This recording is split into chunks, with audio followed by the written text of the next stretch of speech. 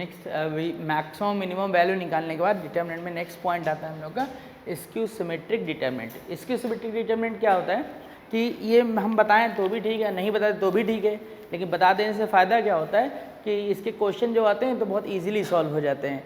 तो क्या होता है, पहला पॉइंट लिखो, first the value of skew symmetric determinant of odd order are always zero. यहाँ पे क्या है कि skew symmetric determinant of odd order, इसका वैल्यू हमेशा ज़ीरो होगा, और अगर ऑर्डर इवन है तो हमेशा क्या होगा, परफेक्ट स्क्वायर। अब स्क्यू सिमेट्रिक डिटर्मिनेंट होता क्या है, तो diagonal element of skew symmetric determinant are always zero. तो जो डायगोनल एलिमेंट होंगे वो हमेशा ज़ीरो होंगे, एक बात। दूसरी बात कि इनमें अगर हम ध्यान करें तो जैसे ये ए लिखा है तो यहाँ और यहाँ की पोजीशन जो होगी वो क्या होगी, माइनस से। यहाँ अगर मैंने बी लिखा तो यहाँ का रिजल्ट माइनस बी, ये सी है तो ये क्या हो जाएगा, माइनस सी। तो यहाँ से हम लोग स्क्यू सिमेट्रिक डिटर्मिनेंट की अगर बात करें तो दो तरीके की बात देख रहे हैं। अगर ध्यान करो, एलिमेंट अगर मैं लिखता हूँ, क्या एलिमेंट, तो एलिमेंट कैसे लिखे जाते हैं डिटर्मिनेंट, A11, ये क्या है A14, A22, A23, A31, A32, A33। तो यानी जो डायगोनल एलिमेंट होते हैं उसमें आई और जे की वैल्यू क्या होती है, सेम। तो यहाँ से क्या हुआ, पहला पॉइंट कि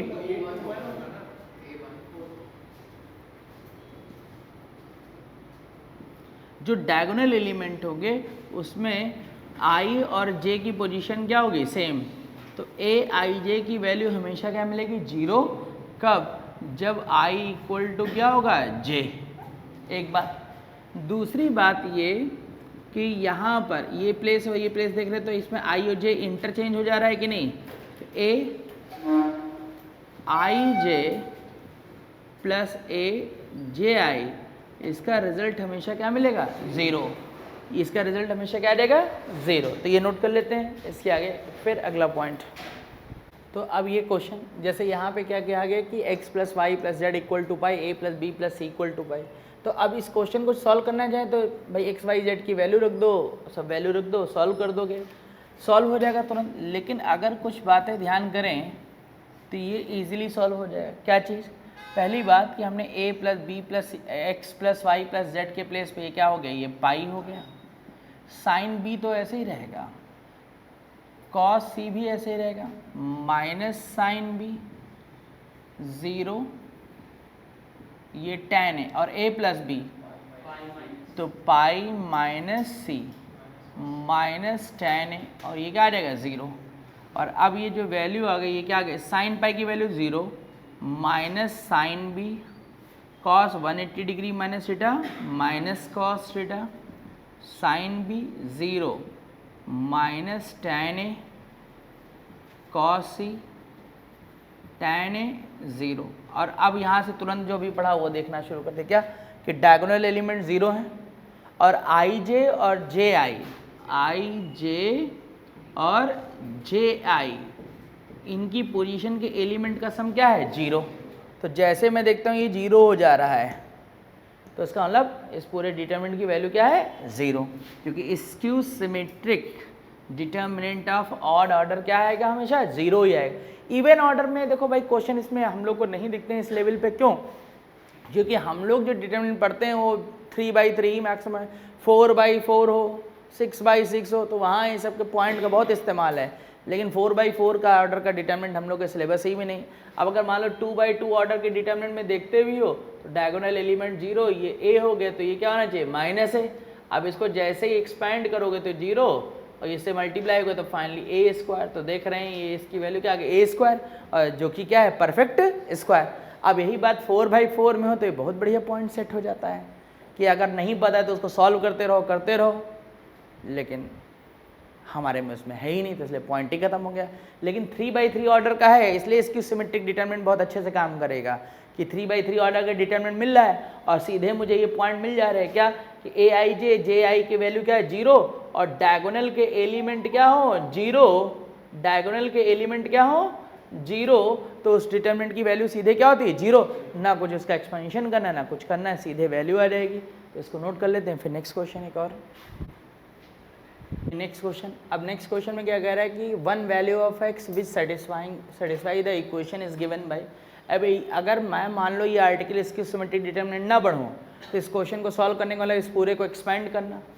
अब दूसरी बात है कि इसकी सिमेट्रिक डिटरमिनेंट मुझे याद है, देख रहा हूँ मैं डायगोनल एलिमेंट 0 थे, तो चेक करना है कि कहीं ऐसा तो नहीं इसकी सिमेट्रिक डिटरमिनेंट वाला डाटा सेट हो रहा हो। तो यहाँ पे तुरंत ध्यान दे रहे हैं कि अगर मैं x की वैल्यू 0 रख दे रहा हूँ तो 0 रख दे रहा हूँ तो ये माइनस है प्लस है, minus B plus B minus C, तो इसका ये डाटा हो गया। अब ये फ़ायदा तुमको इसका मिला। अब नहीं बताया तो सीधे सॉल्व, बताया ना ये आर्टिकल नहीं भी पढ़ाया गया तो भी काम होगा, लेकिन अब ये काम लंबा होता और इसकी सिमेट्रिक डिटरमिनेंट पढ़ लेने से जब मैट्रिक्स में इसकी सिमेट्रिक डिटरमिनेंट मैट्रिक्स आता है तो वहाँ और फ़ायदा इसका मिलना शुरू होता है। ठीक है, तो ये बात हुई इसकी सिमेट्रिक डिटरमिनेंट के बारे में। इसके आगे फिर नेक्स्ट आर्टिकल फिर शुरू करते हैं। नेक्स्ट जो आर्टिकल है इसमें डिटरमिनेंट पे डिविजिबिलिटी के बारे में बात करेंगे, मतलब इस तरह के क्वेश्चन के बारे में। तो डिविजिबिलिटी शुरू करने से पहले एक बात सोच लेते हैं। जैसे हम लोग 10 लिखा है तो सबको पता है 10 जो है 5 से और 2 से डिविजिबल है। तो क्यों? क्योंकि 5 और 2 का मल्टीपल है। तो अगर कोई डिटर्मिनेंट किसी नंबर से डिविजिबल है तो मैं क्या करूँगा, ये देख लेता हूँ कि ये जो डिटर्मिनेंट है ये किसका मल्टीपल बन रहा है। जिस नंबर का वो मल्टीपल बन रहा होगा उसी से वो क्या हो जाएगा, डिविजिबल। अब जैसे ये 10 है तो 10 5 से डिविजिबल क्यों है? क्योंकि मैं बोल सकता हूँ कि 10 में मल्टीपल ऑफ क्या था 5। 2 से डिविजिबल क्यों है? क्योंकि ये मल्टीपल ऑफ क्या है 2 है। तो ये डिटर्मिनेंट में जब भी इस तरीके की बात आएगी कि डिविजिबल किस नंबर से है तो ये देखा जाता है कि उस डिटर्मिनेंट वो मल्टीपल किसका है। अब वो मल्टीपल किसका है ये देखने के लिए क्वेश्चन ने जो कंडीशनें दी उसकी तरफ ध्यान देनी पड़ेगी। कह रहा 3 digit number this are integer ABC बताए 0 और 9 के बीच में, और ये पूरे नंबर एक डिविजिबल है फिक्स इंटीजर किससे, K से। तो दैट मीन्स कि 8 2 8 ये भी K से डिविजिबल है। अब जब K से डिविजिबल है तो मल्टीपल ऑफ K होगा वो, तो इसको मैं ऐसे लिख सकता हूँ। ऐसे ही 3B9 ये भी K से डिविजिबल है तो इसको लैम्डा 2K लिख सकता हूँ। 6 2C इसको K लिख सकता हूँ। और अब ये डिटरमिनेंट जो दिया गया है हमें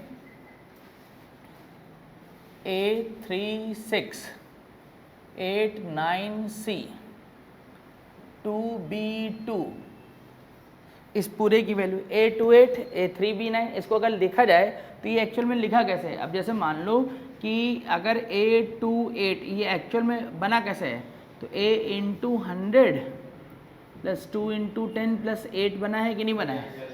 तो A28 का मतलब क्या है, A क्या है 8 2, तो 8 जो है वो यूनिट प्लेस है, 2 क्या है टेंस प्लेस है और A क्या है 100 प्लेस है।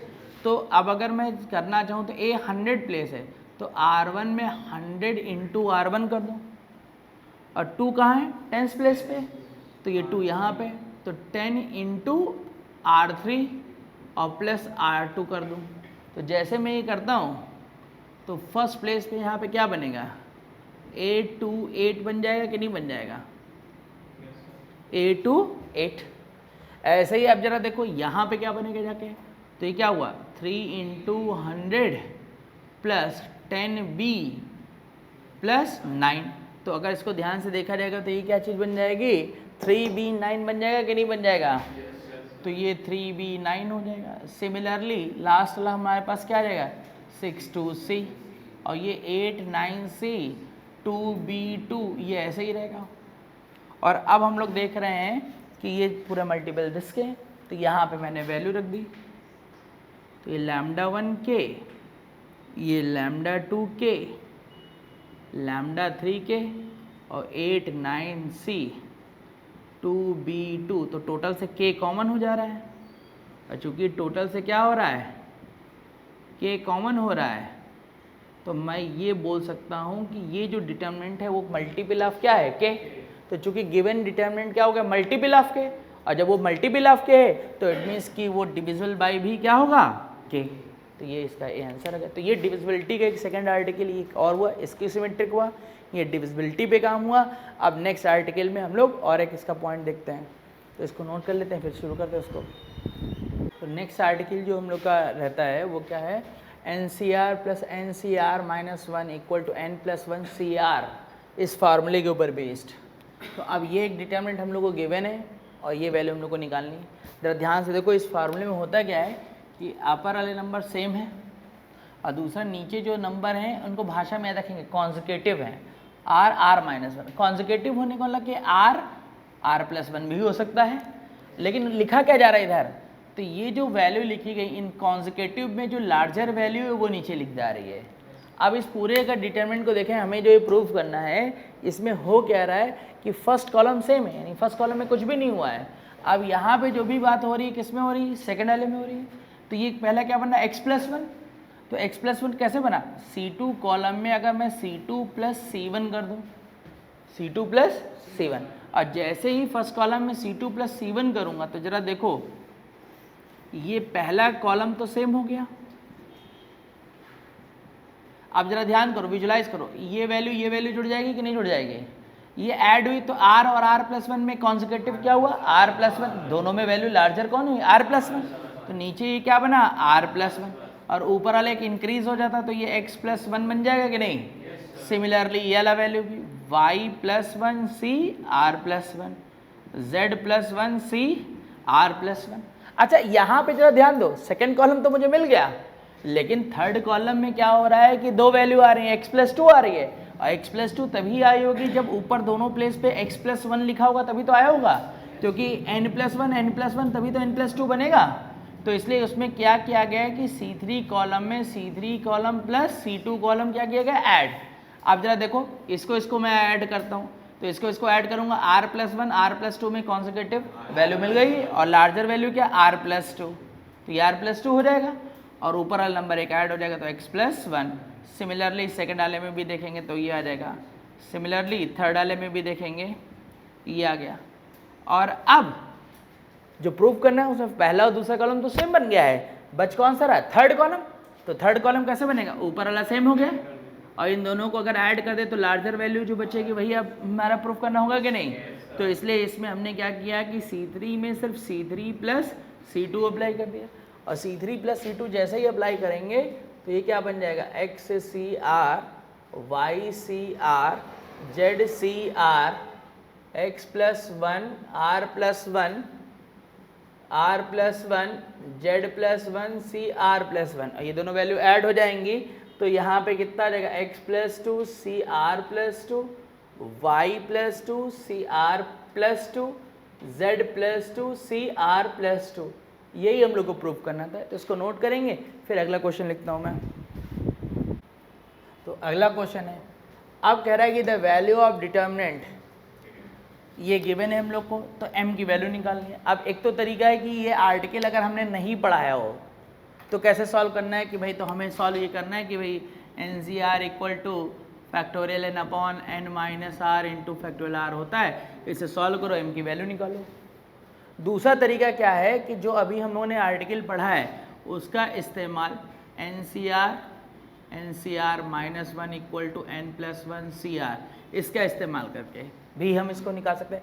भाई डिटरमिनेंट की वैल्यू जीरो है, तो डिटरमिनेंट की वैल्यू जीरो होने के दो ही तरीके हैं क्या, या तो एक रो या एक कॉलम पूरा जीरो हो जाए, या दो कॉलम या दो रो सेम हो जाए। तो मेरे दिमाग में एक बात आ रही थी, देखो ये 11 लिखा था, ये 12 लिखा था, ये 13 लिखा था, यहाँ ऊपर 10 और यहाँ भी 10 लिखा था, ये दो नंबर मुझे कॉन्जिक्यूटिव दिख रहे थे, तो n और कॉन्जिक्यूटिव नंबर।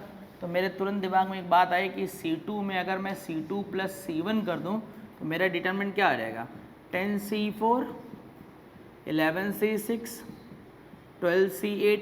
अब जैसे इसको ऐड करूंगा तो ऊपर ये क्या आ जाएगा, 11C5 12C7 13C9, और यहाँ पर दिस।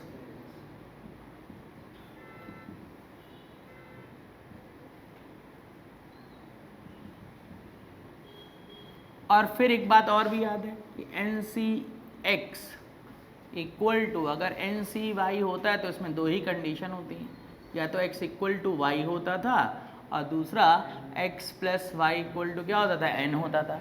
अब मैं देख रहा हूँ कि ये दो कॉलम सेम बनाए जा सकते थे, कैसे, ऊपर सेम है तो ये दोनों C सेम कब होंगे, जब ये वैल्यू क्या हो जाए सेम, ये वैल्यू क्या हो जाए सेम, ये वैल्यू सेम हो जाए। तो जैसे मैं देख रहा हूँ इसको इक्वेट कर रहा हूँ तो m की वैल्यू क्या जा रही है 5। अगर यही मल्टीपल चॉइस क्वेश्चन है तो ऐसे भी सेट हो सकता है कि जैसे 5 + m इक्वल टू क्या हो गया 11, हो जाएगा कि नहीं हो जाएगा। तो यहाँ से m की वैल्यू कितनी आ गई, तो ऐसा भी सेट किया जा सकता है। बात समझ गया कि नहीं। तो ये NC(x) इक्वल्स टू दिस, ये यहाँ पे रिजल्ट अपने को ध्यान रखना है। बात क्लियर हो गई। तो ये m की वैल्यू को सीधे आगे बगैर इसको पूरा सॉल्व किए हुए नोट कर लेंगे। तो ये आर्टिकल अब खत्म हुआ, एक सिंगल एक आर्टिकल और है इस पर, आगे देखते हैं उसको नोट करने के बाद। तो नेक्स्ट, अब ये एक नेक्स्ट पॉइंट है कि delta dash is the determinant form by replacing the element of A determinant by their corresponding cofactor, then delta dash equal to delta to the power n-1। n is the order of determinant। order of determinant का मतलब क्या है कि वो 2/2 का है, 3/3 का है, 4/4 का है, किसका है। हालांकि हमें मिलेगा तो 3/3 ऑर्डर का ही, लेकिन फिर भी ये पता होना चाहिए क्योंकि इस आर्टिकल का इस्तेमाल जो है यहाँ तो डिटर्मिनेंट में बहुत कम है, मैट्रिक्स में बहुत ज़्यादा है इसका। जब डिटर्मिनेंट मैट्रिक्स आपस में क्या हो जाते हैं, मिक्स हो जाते हैं। यहाँ पे क्या है, क्या आ रहा है क्वेश्चन में कि अगर ये एक डेल्टा, ये एक डिटर्मिनेंट मैं 2/2 लिख दे रहा हूँ,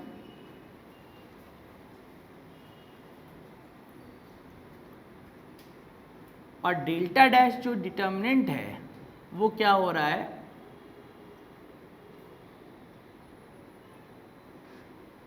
वो हो रहा है हर एक एलिमेंट का कोफैक्टर बनाया गया। हर एक एलिमेंट का जो कोफैक्टर लिखा गया उससे बना हुआ डिटर्मिनेंट है। तो इस केस में ये बताया जा रहा है कि delta dash equal to delta to the power n-1। अब जैसे मैंने ये 2/2 ऑर्डर का डिटर्मिनेंट लिख दिया तो ये n की जगह क्या हो गया 2। तो यहाँ से अब ये क्वेश्चन को अगर तुमने नहीं पता है तो तुम सोचोगे इस क्वेश्चन को सॉल्व करना तो फिर करते रह जाओगे, ख़त्म ही नहीं होगा। लेकिन तुमने ये बात ऑब्जर्व करी। अब जैसे मान लो पहला एलिमेंट है, अब इस एलिमेंट का, मैं पूरा तो नहीं कर रहा हूँ, लेकिन इस पोजीशन के एलिमेंट का अगर मैं कोफैक्टर लिखना चाहूँ तो ये दिस यही तो बनेगा। और इसका मतलब क्या हो गया, -1/1 + 1 माइनर आ जाएगा। और इसका अब मैं माइनर निकालना चाहूँ तो निकाल सकता हूँ। इसके सामने का रो कॉलम हट जाएगा कि नहीं। तो ये B2 C2 और B3 C3, और अब ये क्या हो जाएगा B2 C3 और C3 B2, sorry C2 B3। देख रहे हैं ये हो गया। ऐसे सिमिलरली सेकंड का भी, थर्ड का भी, हर एक एलिमेंट का। तो ये जो डिटर्मिनेंट बना है ये क्या बना है, गिवन डिटर्मिनेंट के कोफैक्टर से। तो यानी कि इस डिटर्मिनेंट की जो वैल्यू होगी वो कितनी होगी, डेल्टा डैश बन गया कि नहीं बन गया। और डेल्टा डैश और डेल्टा के बीच में रिलेशन है क्या, n-1, और इसका ऑर्डर कितना है 3 है। तो यानी से क्या हो गया डेल्टा स्क्वायर, और डेल्टा डिटर्मिनेंट की वैल्यू क्या दी गई है 5। तो इसका मतलब ये 5 स्क्वायर, तो इसका आंसर कितना हो गया 25। बस अब जाके नोट्स वाले पॉइंट ये कंप्लीट हुए। अब इसके बाद डिफरेंशिएशन की शुरुआत हम लोग नेक्स्ट क्लास में करेंगे, ठीक है। Thank you. तो डिफरेंशिएशन ऑफ डिटर्मिनेंट के बारे में बात करते हैं। तो डिफरेंशिएशन ऑफ डिटर्मिनेंट में सबसे पहले फर्स्ट पॉइंट, 2 पॉइंट हैं। तो पहले पॉइंट के बारे में जो हम लोग बात करेंगे तो सबसे पहला क्या है d/dx। और दूसरी पॉइंट शुरू करने से पहले एक बात और ध्यान रखेंगे कि हम लोग यहाँ पे जो काम करेंगे, जो 2/2 ऑर्डर के लिए जो मैं बताऊंगा वही सेम फॉलो करेगा चाहे ऑर्डर 3/3 का ही हो, क्योंकि हमारे पास तो क्वेश्चन जो मिलेगा वो 3/3 ऑर्डर का ही मिलेगा। ये एक फंक्शन है f(x), ये g(x) और ये दिस, ये हमारे पास फंक्शन लिखे हुए हैं। अब जैसे इसका डिफरेंशिएशन के बारे में बात आएगी तो इसको करने के 2 तरीके होते हैं, या तो रो वाइज या फिर क्या कॉलम वाइज। तो सबसे पहले मैं क्या करना होगा कि अगर फर्स्ट रो का डिफरेंशिएशन करता हूँ तो सेकंड रो को मैं कांस्टेंट ट्रीट करूँगा। तो जैसे ही फर्स्ट रो का डिफरेंशिएशन किया d/dx f(x), d/dx g(x), तो second row as it is ऐसे रहेगी, प्लस अब क्या हो जाएगा, फर्स्ट रो कांस्टेंट हो जाएगी और सेकेंड रो का डिफरेंशिएशन होगा। तो ये f(x), ये g(x) और d/dx h(x), d/dx ये I(x). तो ये हुआ डिफरेंशिएशन रो वाइज, ठीक। अब उसके बाद जो है हम लोग नेक्स्ट लिखते हैं कि इसमें सेकेंड, अगर डिफरेंशिएशन में क्या कर रहा हूँ कॉलम वाइज, तो कॉलम वाइज में क्या होगा, तरीके में कोई चेंज नहीं होगा। अगर फर्स्ट कॉलम का डिफरेंशिएशन होगा तो second column treat as a constant. तो यहां से d upon d x f x d upon d x this, और अब सेकेंड कॉलम कांस्टेंट था, प्लस अब फर्स्ट कॉलम वैसे रहेगा और सेकेंड कॉलम का डिफरेंशिएशन हो जाएगा। तो ये एफ एक्स, ये एच एक्स, और differentiation of first column, differentiation of ये फर्स्ट कॉलम में जो जो फंक्शन लिखे हैं उन सभी का यहाँ पे डिफरेंशिएशन होगा। इसको नोट करेंगे फिर आगे बढ़ते हैं। तो अब यहाँ पे जो थर्ड हम लोग का है कि इसमें सिर्फ एक स्पेसिफिक कॉलम में या एक स्पेसिफिक रो में फंक्शन होगा, बाकी सब जगह क्या कांस्टेंट। तो जिस रो में फंक्शन है या जिस कॉलम में फंक्शन है केवल उसी का ही डिफरेंशिएशन होगा, बाकी का रिजल्ट क्या हो जाएगा, जीरो। क्यों? क्योंकि अभी जो रूल बताया है उससे सोच सकते हैं। पहले मैं ये लाइन लिख दे रहा हूँ फिर याद दिला रहा हूँ।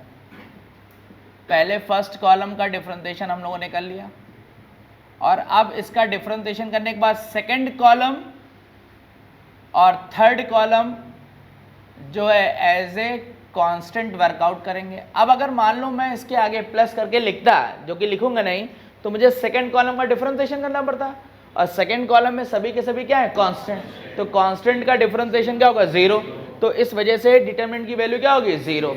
अब सिमिलरली इसके बाद थर्ड का करूंगा तो वो भी क्या आ जाएगा, जीरो। तो फाइनली यहाँ से हम लोग क्या सीख रहे हैं कि अगर मुझे सिर्फ स्पेसिफिक रो या स्पेसिफिक कॉलम में ही फंक्शन है तो उसी रो या उसी कॉलम का क्या होगा, डिफरेंशिएशन होगा, बाकी जगह की कोई जरूरत नहीं। अब वो डिफरेंशिएशन चाहे एक बार हो चाहे वो क्या हो, n बार हो, n टाइम डिफरेंशिएट किया जा रहा हो, एक ही मतलब होगा।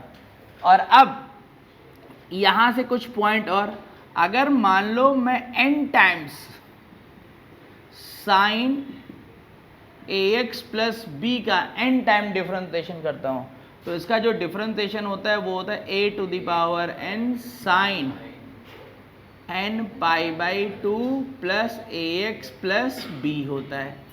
अब ऐसे ही nth डेरिवेटिव ऑफ cos अगर लिखा जाए तो cos of ax plus b जो होता है वो a to the power n cos n pi by 2 plus ax plus b। और अगर हम लोग यहाँ पर फैक्टोरियल यानी x to the power n का n टाइम डिफरेंशिएशन करते हैं तो ये वैल्यू फैक्टोरियल n होती है। तो ये पहले रिजल्ट नोट कर लेंगे फिर आगे बढ़ते हैं। तो देखते हैं, तो अब यहाँ पे क्या हो रहा है कि हमें इस फंक्शन का n टाइम डिफरेंशिएशन करना है और उसकी किस पे वैल्यू निकालनी है, जीरो पे। अच्छा, अब मुझे जब डिफरेंशिएशन इसका n टाइम करना है तो मैं ये देखूंगा कि इस पूरे डिटर्मिनेंट में वेरिएबल कहाँ रिप्रेजेंट हो रहा है। तो मैं यहाँ पे देख रहा हूँ कि जो वेरिएबल रिप्रेजेंट हो रहा है सिर्फ फर्स्ट रो में ही रिप्रेजेंट हो रहा है, सेकेंड रो और थर्ड रो कहाँ काम कर रही है, एज ए कॉन्स्टेंट। और फिर हमने अभी देखा है प्रॉपर्टीज में कि अगर n टाइम्स या कितने भी टाइम्स अगर मुझे डिफरेंशिएशन करना है और अगर सिर्फ एक सिंगल रो या एक सिंगल कॉलम में ही फंक्शन है तो उसी रो या उसी कॉलम का क्या होगा, डिफरेंशिएशन। तो यहाँ से d टू द ये nth derivative of x to the power n sine x, nth derivative of cos x, ये factorial n sine n pi by 2 cos n pi by 2 0 a square a cube. और अब हमें क्या करना है, इन सब का nth डेरिवेटिव। तो nth डेरिवेटिव के लिए फार्मूला हम लोग के पास है। तो यहाँ पे भी देखा कि x to the power n का n टाइम डिफरेंशिएशन करेंगे तो क्या बनेगा, फैक्टोरियल। और यहाँ पे a का वैल्यू 1 है और b का वैल्यू क्या है, 0। तो यहाँ से जो आएगा हमारे पास वो क्या आ गया, फैक्टोरियल n, फिर क्या आ जाएगा sine n pi by 2 plus x। और सिमिलरली कॉस वाले में भी क्या आ जाएगा, n pi by 2 plus x।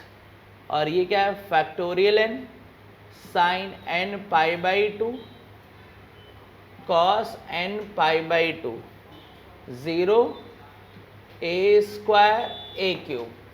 तो ये हम लोगों ने निकाल लिया इसका nth डेरिवेटिव। लेकिन हमारा जो nth डेरिवेटिव पूछा जा रहा है तो किस पे पूछा जा रहा है, 0 पे।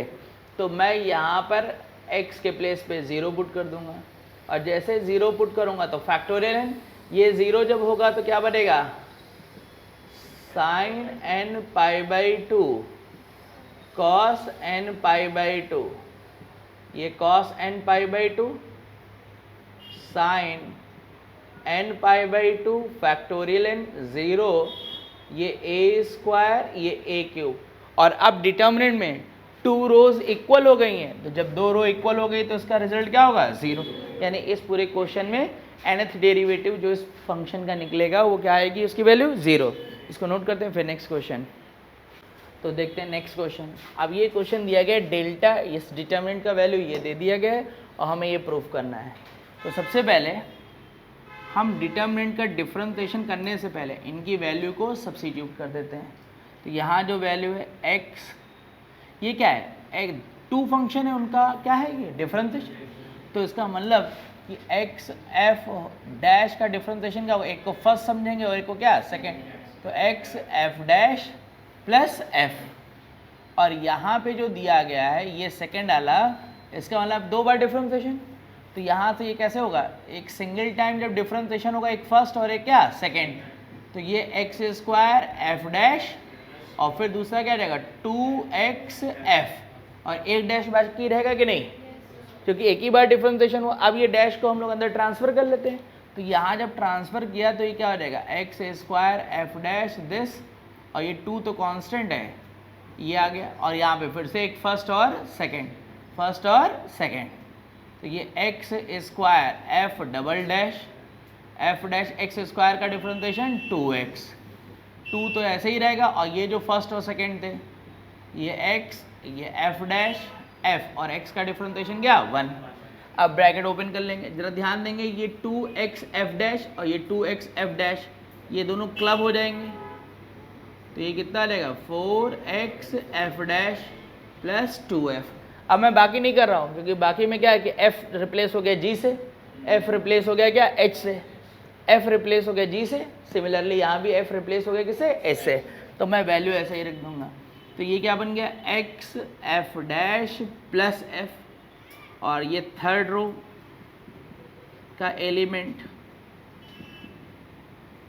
अब यहाँ पे क्या आएगा, ये g, और ये क्या है, x g dash plus g, और ये x square g double dash 4x g dash plus 2g, ये h x h dash plus h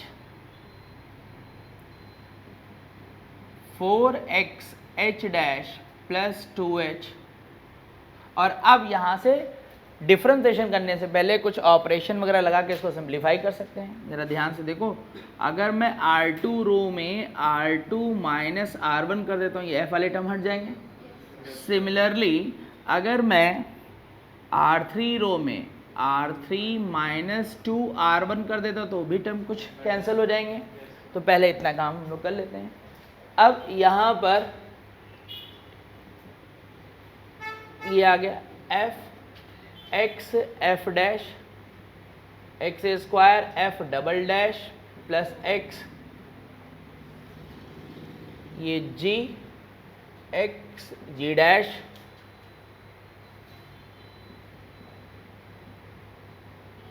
ये हो गया, ये h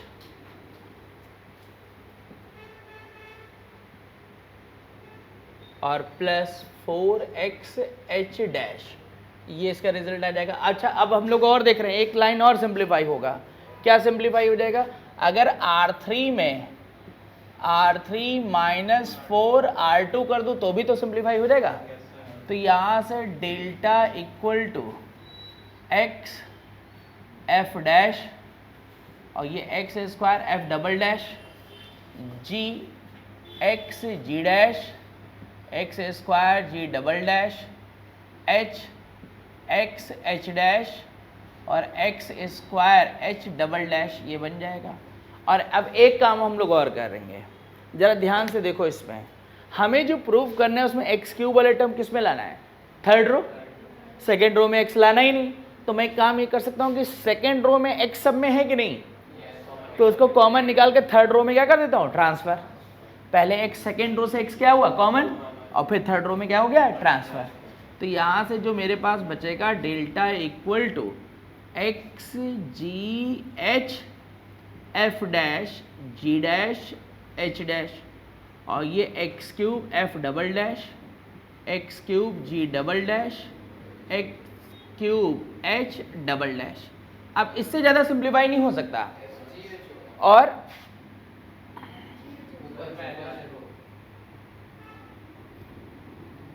अब इससे ज़्यादा सिंप्लीफाई नहीं होगा, तो इसलिए यहाँ से क्या शुरुआत हो जाएगी, डिफरेंशिएशन।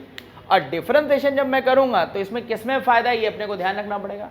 अगर मैं इसमें कॉलम वाइज करता तो फायदा नहीं है, लेकिन रो वाइज करता तो फर्स्ट रो का डिफरेंशिएशन होगा तो second row third row same रहेगी कि नहीं, लेकिन जैसे फर्स्ट रो का करोगे तो ये दो रो सेम होकर वैल्यू क्या कर जाएगा, 0।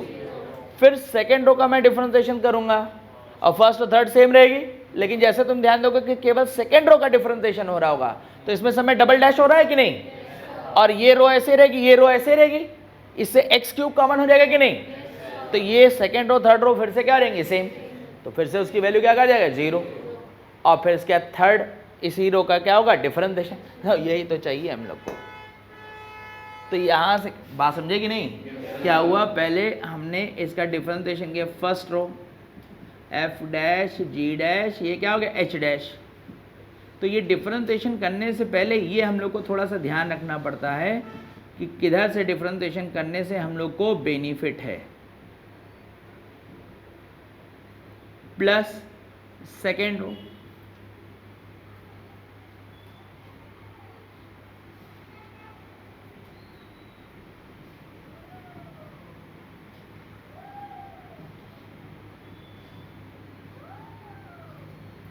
प्लस अब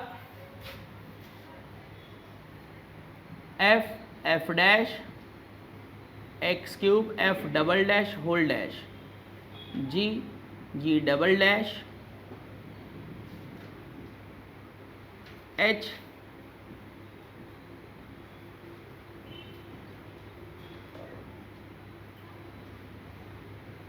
और अब इस डिटरमिनेंट की वैल्यू क्या हो जाएगी, 0। सिमिलरली इसकी 0 के हो गए, बात क्लियर हो गई ना, क्योंकि एक्स क्यूब थर्ड रो से क्या हो गया, कॉमन, और फिर सेकेंड रो और थर्ड रो क्या हो गए, सेम, तो इसका रिजल्ट भी क्या आ गया, 0। और ये बच गया, यही हम लोग को क्या करना था, प्रूफ। तो ये जाके क्वेश्चन का क्या हो गया, प्रूफ। फिर इसका डिफरेंशिएशन का और अगला एप्लीकेशन देखते हैं, पहले क्वेश्चन नोट कर लेंगे। तो नेक्स्ट, अब ये डिफरेंशिएशन का एक और एप्लीकेशन है, ये इस तरीके से एक पूरा डिटरमिनेंट दे दिया गया और उसके कांस्टेंट की वैल्यू कैलकुलेट कराने के लिए। अब एक तो तरीका ये है कि मैं ये आर्टिकल ही नहीं पढ़ाऊँ, फिर भी सॉल्व हो जाएगा। कैसे, यहाँ पे डिटरमिनेंट को नॉर्मल एक्सपेंड कर दो, एक्सपेंशन करने के बाद ये भी एक पॉलिनोमियल है और राइट साइड भी क्या है, और दो पॉलिनोमियल इक्वल कब होंगी, जब लाइक पावर के कोफिशिएंट क्या होंगे, सेम। जैसे कर दोगे वैल्यू निकाल देगा।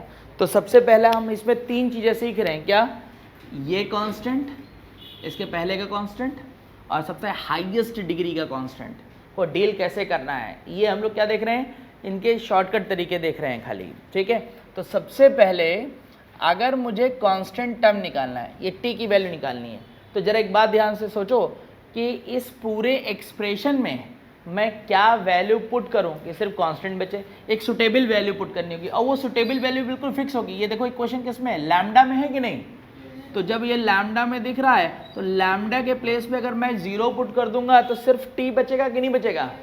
अब ये पूरे एक्सप्रेशन में वैल्यू पुट कर दी गई, तो ये 0 हो गया, ये -1 हो गया, ये 3 हो गया, 1 हो गया, 1 हो गया, -4 हो गया, -2 हो गया, 4 हो गया, 0, और इधर क्या बचेगा, सिर्फ टी।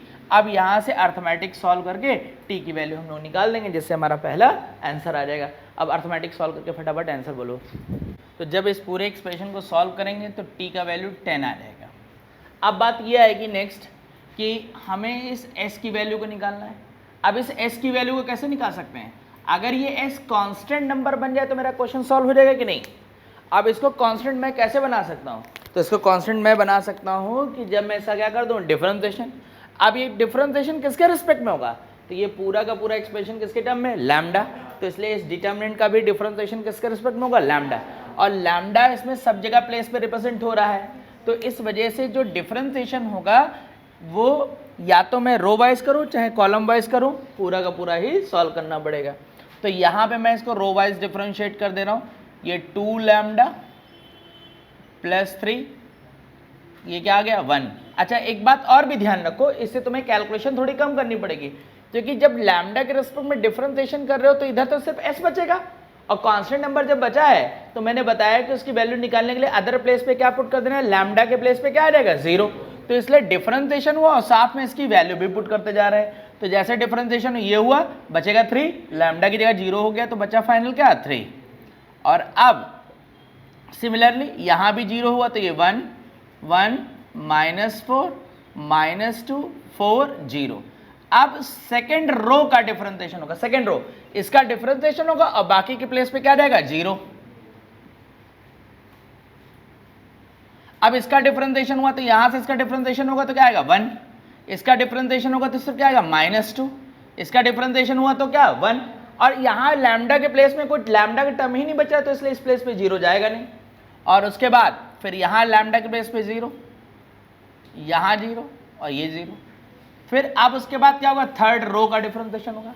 अब जब थर्ड रो का डिफरेंशिएशन होगा तो फर्स्ट और सेकंड रो पे तो पहले 0 पुट हो चुका है लैम्डा के प्लेस पे, तो ये 0 -1 3 1 1 -4, और यहाँ पे जब डिफरेंशिएशन हुआ तो क्या बचा 1, और 1 बच रहा है तो सिर्फ कांस्टेंट नंबर बच रहा है, तो एट द पॉइंट वैल्यू इसमें पुट होगी नहीं, क्योंकि जब कांस्टेंट नंबर बचता है तो वही एट द पॉइंट वैल्यू है।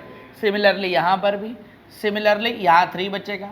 और अब राइट साइड जब डिफरेंशिएशन होगा तो ये क्या हो गया भाई, इसका डिफरेंशिएशन का 4p लैम्डा क्यूब, लेकिन 0 हो चुका होगा। सिमिलरली ये भी क्या हो चुका है 0, सिमिलरली ये भी क्या हो चुका है 0, बचेगा सिर्फ क्या s, और आगे t का भी डिफरेंशिएशन क्या 0। अब यहाँ से अर्थमेटिक सॉल्व कर देंगे जिससे हमारे पास s की वैल्यू आ जाएगी। तो सॉल्व करो, इसको सॉल्व करेंगे तो s का वैल्यू 60, ये क्या कहते हैं कि इसका पहले का 62, इसका 2 और लास्ट 7, तो फाइनल s का वैल्यू क्या रहेगा 71। अब उसके बाद बात आती है p की वैल्यू को कैलकुलेट करना। p की वैल्यू को कैलकुलेट करने के लिए हमारे पास यहाँ पर 3 रास्ते हैं, 3 रास्ते। पहला कि मैं तब तक डिफरेंशिएशन करता रहूँ जब तक ये p कांस्टेंट ना बन जाए, वो तो तरीके से कभी करना ही नहीं है। क्यों?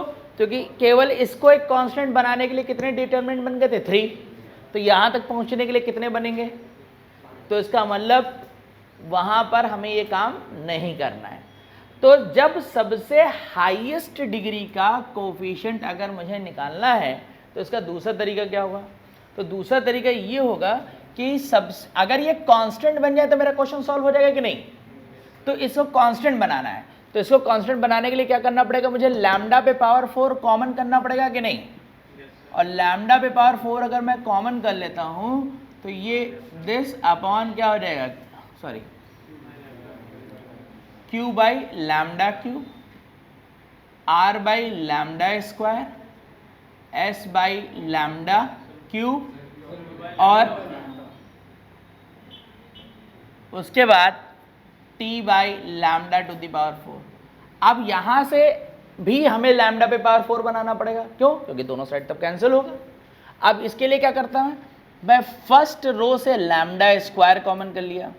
अब जब फर्स्ट रो से मैंने लैम्डा स्क्वायर कॉमन किया तो ये 1 + 3 बाई लैम्डा, और लैम्डा स्क्वायर कॉमन कर रहा हूँ तो ये कितना रहेगा 1 by lambda minus lambda square, और ये बन जाएगा 1 by lambda plus 3 by lambda square.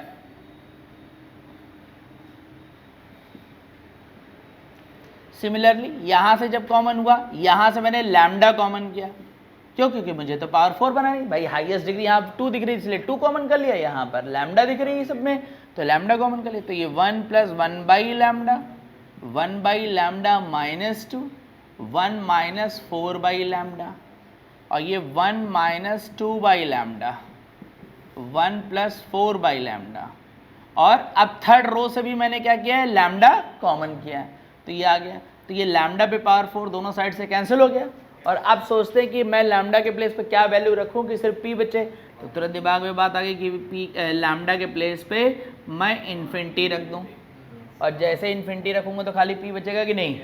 तो यहाँ जब इन्फिनिटी रख दिया तो ये क्या बचेगा 1, और ये 1/इन्फिनिटी माइनस, तो ये क्या होगा infinity minus infinity indeterminate form. तो उसको अलग से तुम सॉल्व कर लोगे, और यहाँ से जब इसको सॉल्व करेंगे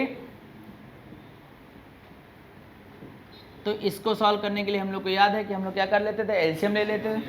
तो यहाँ से limit lambda tends to infinity lambda -1 upon क्या हो जाएगा लैम्डा, तो ये इन्फिनिटी बाई इन्फिनिटी, फाइनली इसमें एल हॉस्पिटल लगा दोगे तो ये 1/2 लैम्डा, यहाँ पे लिमिट पुट कर दोगे तो रिजल्ट क्या आएगा 0।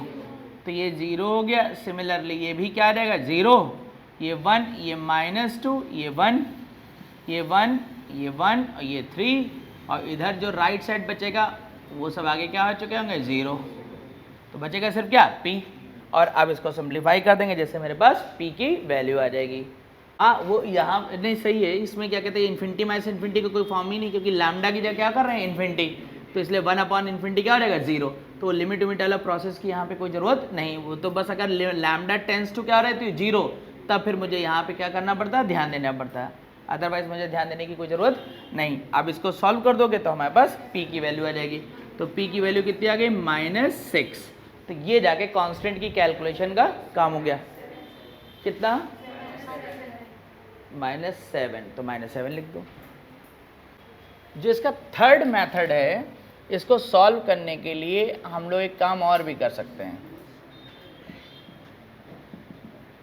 वो तरीका ये है कि p⁴ का ही तो कोफिशिएंट है, तो मैं पूरे डिटरमिनेंट को एक्सपेंड करता हूँ, और एक्सपेंड करने के साथ साथ ये सोचता हूँ कि मुझे पावर 4 सिर्फ कहाँ मिलेगी।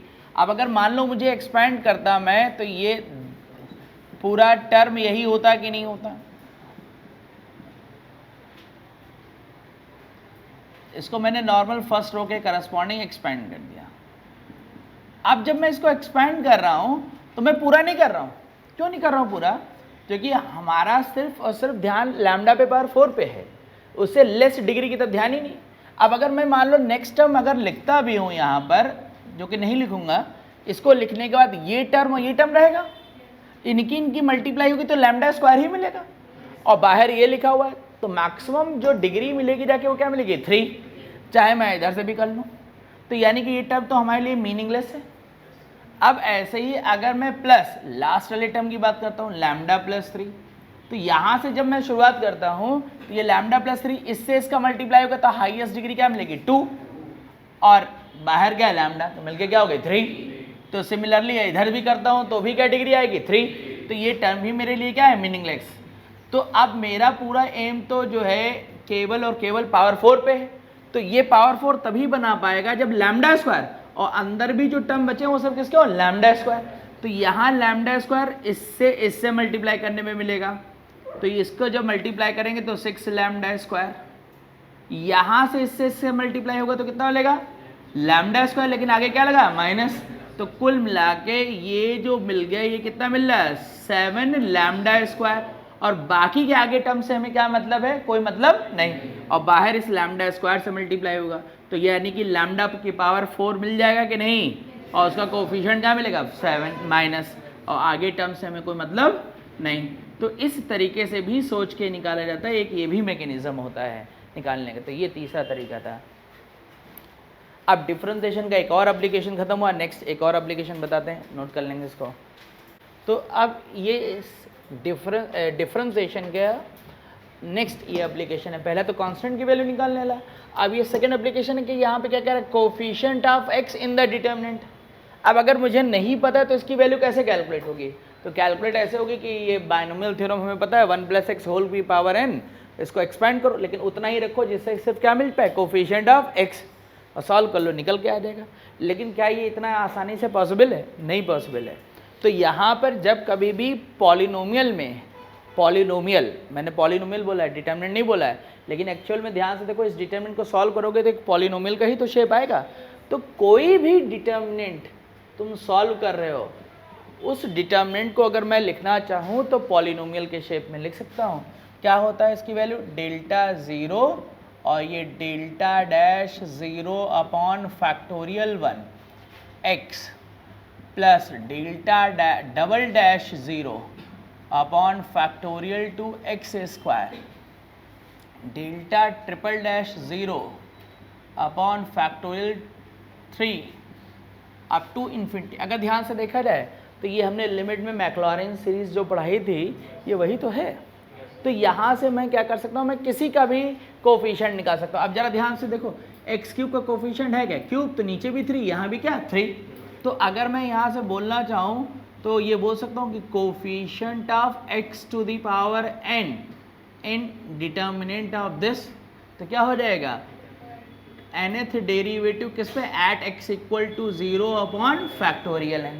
तो यानी कि अगर मुझे इसमें कोफिशिएंट ऑफ x निकालना है तो कोफिशिएंट ऑफ x का मतलब ये हुआ कि सिर्फ और सिर्फ इसका एक बार डिफरेंशिएशन कर देना है और डिवाइड बाय फैक्टोरियल n, और डिफरेंशिएशन जो होगा किस पे होगा, एट x इक्वल टू 0। अब लेकिन इतना बड़ा डिटरमिनेंट लिखा है इसलिए मैं करूंगा नहीं पूरा, सब मन में सोचते चलेंगे। अगर फर्स्ट रो का डिफरेंशिएशन होगा, ध्यान से सोचना, फर्स्ट रो का डिफरेंशिएशन होगा तो सेकंड और थर्ड रो तो सेम रहेंगी, फिर सेकंड का होगा तो फर्स्ट थर्ड सेम रहेगी, फिर थर्ड का डिफरेंशिएशन होगा तो फर्स्ट सेकंड रो सेम रहेगी कि नहीं, और ये सारा डिफरेंशिएशन किस पे निकलना है, 0 पे। अब जरा ध्यान से सोचो, अगर फर्स्ट रो का डिफरेंशिएशन हुआ और उसके बाद तुमने पॉइंट पुट किया तो यहाँ जो भी बना होगा, लेकिन ये बात कंफर्म है कि यहाँ x का 0 जाने के बाद ये पूरा रिजल्ट 1 1 बनेगा कि नहीं बनेगा। सिमिलरली थर्ड रो भी क्या बनेगी, 1 1, और डिटरमिनेंट में 2 रो सेम है तो वैल्यू क्या आ जाएगी, 0। सिमिलरली अगर मैं सेकेंड रो का डिफरेंशिएशन करूंगा, पॉइंट पुट करूंगा, तो पॉइंट तो हर जगह पुट होगा, तो इसका रिजल्ट क्या बना रहे हैं उस पर सोचने की जरूरत नहीं है, लेकिन ये बात कंफर्म है कि फर्स्ट रो और थर्ड रो की वैल्यू क्या होगी, 1। और सिमिलरली अब क्या होगा, थर्ड रो का डिफरेंशिएशन होगा। अब थर्ड रो का डिफरेंशिएशन होगा, उसके बाद पॉइंट पुट करेंगे, तो थर्ड रो में क्या लिखना है वो अलग बात है, लेकिन जब यहाँ पॉइंट पुट होगा तो क्या होगा, फर्स्ट रो और सेकेंड रो की वैल्यू क्या होगी, फिर से 1 1 बन जाएगी, और डिटरमिनेंट में 2 रो या 2 कॉलम सेम है तो उसकी वैल्यू क्या है, 0। तो डेल्टा डैश 0 का वैल्यू क्या आ गया, 0। तो यानी कि कोफिशिएंट ऑफ n दिस यानी क्या हो गया, 0 आंसर। तो ये था इसका अगला एप्लीकेशन, इसको नोट कर लेंगे, फिर अगला एक एप्लीकेशन और बताते हैं। तो अब एक तो ये फिर से वही बात है कि डिफरेंशिएशन में वहीं पे ख़त्म कर सकते थे हम लोग, लेकिन एक बात ज़रा ध्यान दो, इस क्वेश्चन को भी सॉल्व करना चाहता हूँ, सॉल्व कर सकते हैं। कैसे कर सकते हैं कि P Q R जो है 3 पॉलिनोमियल हैं जिनकी डिग्री 2 है। तो एक तो तरीका ये कि मैं एक P पॉलिनोमियल अपने मन से एज्यूम करवा दूँ सबको, ये हो गई, ऐसे Q भी एज्यूम करा दी गई, और ऐसे ही R ऑफ X भी एज्यूम करा दी गई कि ये LX square plus MX plus जो है N है, और फिर इसका फर्स्ट डिफरेंशिएशन निकाल लो, सेकेंड डिफरेंशिएशन निकाल लो, सिमिलरली इनका भी निकाल लो, यहाँ वैल्यू पुट कर दो और सॉल्व करो, आंसर आ जाएगा। लेकिन ये कैलकुलेशन बहुत कॉम्प्लेक्स कैलकुलेशन है, तो इसको हम लोग कैसे आसान कर सकते हैं, तो उसके लिए फिर डिफरेंशिएशन का एक एप्लीकेशन और जानेंगे। ज़रा यहाँ पे मैं कुछ डिफरेंशिएशन कर रहा हूँ, उसकी तरफ ध्यान से सोचेंगे। जैसे y equal to x square लिखा, मैंने इसका एक बार डिफरेंशिएशन किया, dy/dx कितना है, 2x। फिर मैंने इसका सेकेंड डिफरेंशिएशन किया, 2 आ गया। एक डिफरेंशिएशन और लिख रहा हूँ मैं, y is equals to x cube, फिर मैंने इसका डिफरेंशिएशन किया, सेकेंड डिफरेंशिएशन किया, और एक और डिफरेंशिएशन किया। तो मैं यहाँ से कहना क्या चाह रहा हूँ, खाली डिफरेंशिएशन नहीं कहना चाह रहा हूँ, मैं यहाँ से कहना क्या चाह रहा हूँ, ये जरा बताओ डिफरेंशिएशन कितनी देर के बाद कांस्टेंट आया, ये डिफरेंशिएशन कितनी बार।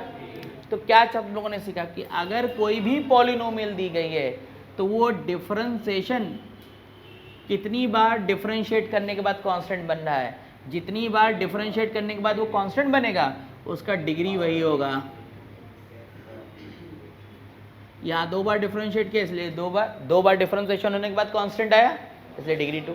यहाँ पर 3 बार डिफरेंशिएशन हुआ तब वो कांस्टेंट आया तो डिग्री क्या, 3।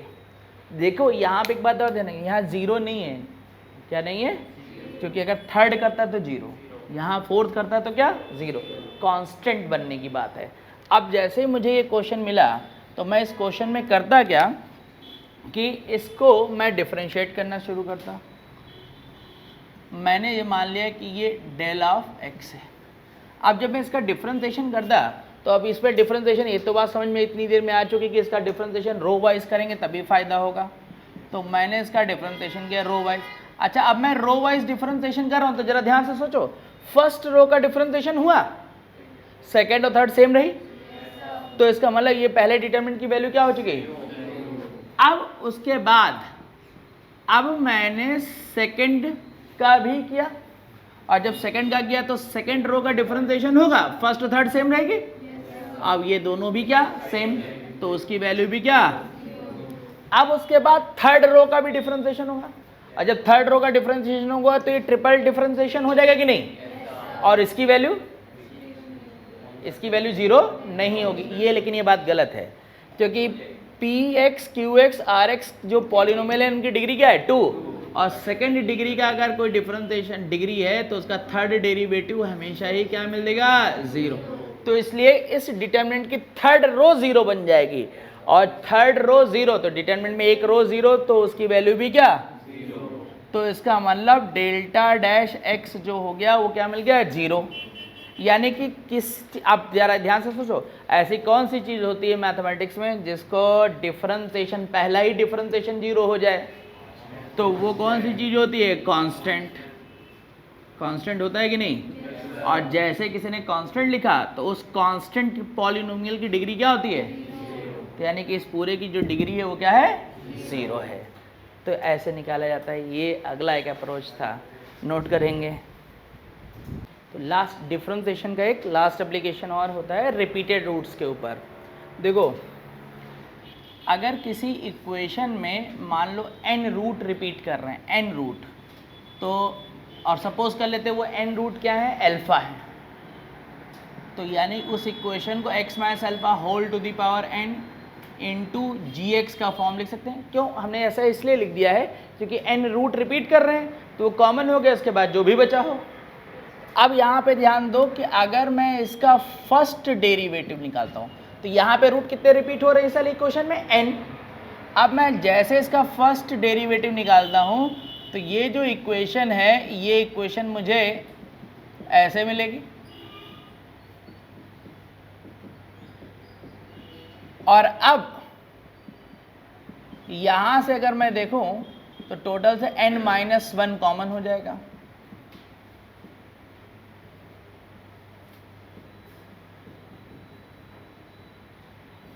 और अब मैं क्या देख रहा हूं कि fx में n रूट रिपीट कर रहे थे, इस बार कितने रूट रिपीट कर रहे हैं, n-1 रूट्स। तो क्या सीखे हम लोग ये सीखे कि अगर किसी इक्वेशन में n रूट हैं तो उसका डिफरेंशिएशन जो होता है फर्स्ट डिफरेंशिएशन में n-1 रिपीटेड रूट होंगे।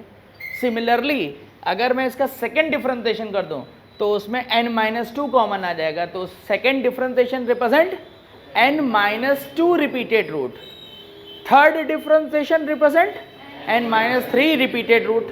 अब मान लो किसी ने हमारे पास कोई ऐसा क्वेश्चन बना दिया क्या कि ये fx है, हमने कहा fx डिवाइड बाई gx, तो अब इसके सॉल्व करने के मेरे पास दो तरीके हैं। क्या, एक तो ये है कि fx को तुम gx से डिवाइड ही करो और रिमाइंडर 0 लेके आओ, लेकिन हम लोग में पास तो ऐसा होने वाला नहीं कुछ, कि डिवीजन थोड़ी हम लोग पढ़ने वाले हैं कि डिवाइड करो रिमाइंडर 0 है। तो अब इस चीज़ को अगर कोई दो चीज़ें, मान लो एक डिटर्मिनेंट ये है, एक डिटर्मिनेंट ये है, और हम कैसे ये बता पाएंगे कि ये डिटर्मिनेंट और ये डिटर्मिनेंट, ये डिटर्मिनेंट यानी कि fx डिटर्मिनेंट जो है वो gx डिटर्मिनेंट से डिविजिबल है। तो हमको तुरंत एक बात और याद आएगी, कौन सी, क्लास 10th की, कि अगर मैं ये बता दूं कि ये fx जो है डिविजिबल बाय gx अगर है, तो मैं ये डिविजिबिलिटी ना दिखा के ये दिखा दूं कि इनका कॉमन रूट अल्फा है। अगर इनका कॉमन रूट अल्फा है तो अल्फा इसको भी सेटिस्फाई करेगा और अल्फा इसको भी, तो इसका मतलब fx डिविजिबल बाय क्या, gx। तो जब कभी भी दो एक्सप्रेशन मुझे ये दिखाने डिविजिबल हैं तो मैं उनको डिवाइड करने नहीं बैठूंगा, मैं दिखाऊंगा उनके बीच में रूट क्या है, कॉमन। और रूट कॉमन कहाँ से, ऐसे निकालेगा कि अगर किसी इक्वेशन में n रूट हैं तो फर्स्ट डेरिवेटिव में कितने रूट रिपीट होंगे, n-1। तो इस चीज़ का इस्तेमाल करके भी हम डिविजिबिलिटी टेस्ट निकाल सकते हैं डिटर्मिनेंट के लिए। इसको नोट कर लेंगे, फिर हम लोग ये टॉपिक ख़त्म करेंगे।